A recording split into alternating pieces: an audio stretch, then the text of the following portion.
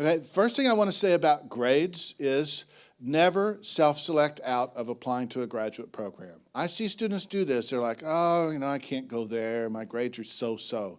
Don't do that. Make them reject you. You guys, I want you to embrace rejection. If you do this correctly, you're going to get some rejections. So get over yourself and get out there and get busy getting rejected, okay?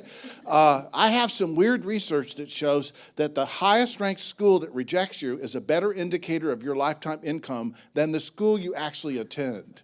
So go out and get rejected by Harvard, Princeton, Caltech. So why do I want you to do that? Because it sharpens your game.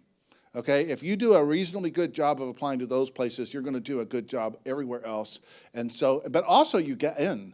I'm on this side of this process, you guys. You do not know the things that I know. I know a student with a 2.8. I ran into him a month ago at Cornell. I'm giving a lecture just like this one, and he comes running up the aisle at a break, and he says, Don, I want to talk to you. And I was like, okay. He was a big guy too, coming right at me. And he said, I'm here at Cornell. I've been here 2 years. I'm doing really well. I said, okay. And he said, I have a GPA of 2.8, and when I applied, you told me what to do, and I did it. And now I'm fully funded for the PhD here, and after 2 years of classes, my GPA is 3.7. This is where I belong. I'm thriving. I'm so excited, and I wouldn't have done it if you didn't force me to do it. I said, what do you think was the key to your success? He said, I wrote handwritten letters to faculty saying how their research and my research were very well aligned and how fascinated I was with the work they were doing. Okay, so stop self-selecting out and get busy applying, you guys. After years of research, I have discovered that the students who are admitted and fully funded are among the ones who apply.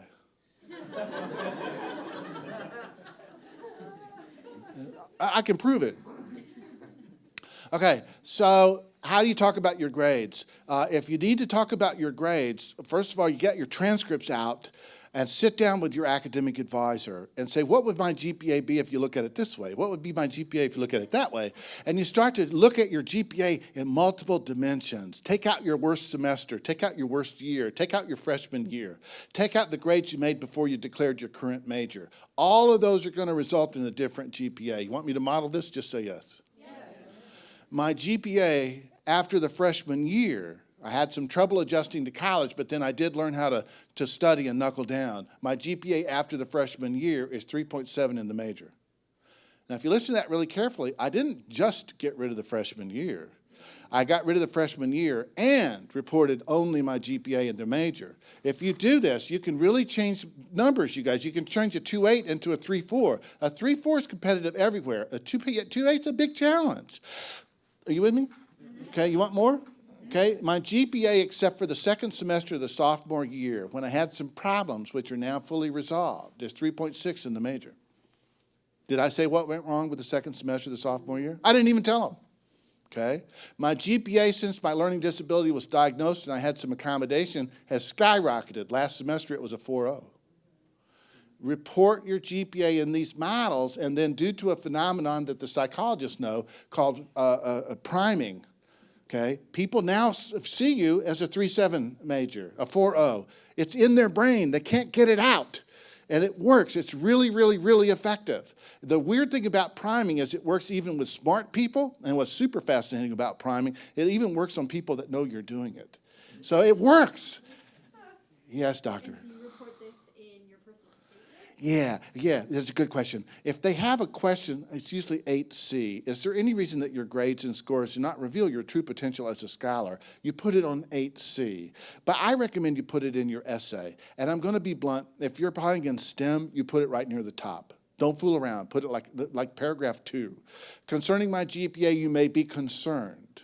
However, I call your attention to the fact that my GPA has gone up every year. My GPA in the major last year was 3.8. Some of you that are walking around with a 3.2, you haven't done the analysis. You don't realize what the patterns are. Now, this fixes everything that can be isolated. If you have a whole series of grades that are kind of so-so, it doesn't work. And you can't, and the reason that your grades are not perfect needs to be, what's the right word? people have to have a sympathetic response to it.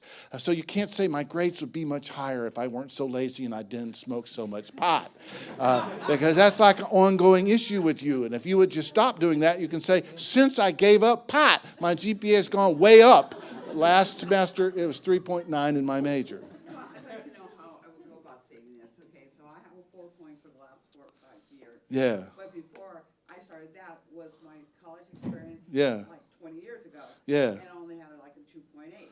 So You can see that when I first went to college, I was not particularly serious about it. When I came back to college, I considered it a real privilege to be here. My GPA over my last tenure as a student is 4.0. yes. Okay. Okay. That's what you do. Yeah. A lot of you, if you went into the military or, you stopped out and came back, that's a very common pattern. They only care about the second set, with the exception of medical school, which never forgives, with the exception of law school, which never forgives, but everyone else forgives.